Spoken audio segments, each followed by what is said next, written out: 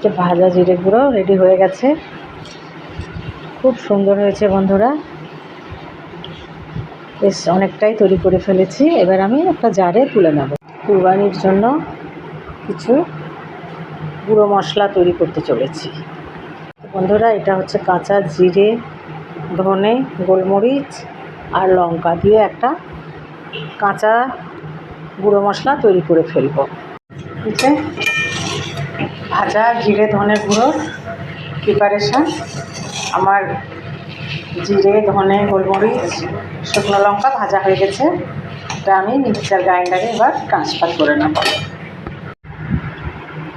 Mixture গ্রাইন্ডারে তুলে নিলাম। এবার এটাকে গ্রাইন্ড করে নেব। কাঁচা গুঁড়ো মশলা আমার রেডি হয়ে গেছে। আমি একটা জারের মধ্যে সম্পূর্ণ গুঁড়ো মশলা তুলে নিলাম। এরপর ভাজা জিরে ধনে গুঁড়ো মশলার জন্য মিক্সচার গ্রাইন্ডারে তুলে নিলাম, গুঁড়ো করে নেব। রেডি হয়ে গেছে। এবার আমি জারে তুলে নিলাম। পছন্দ হলে লাইক, কমেন্ট, শেয়ার, সাবস্ক্রাইব করে সাই কিচেনের পাশে থাকবেন বন্ধুরা। সকলে ভালো থাকবেন, সুস্থ থাকবেন।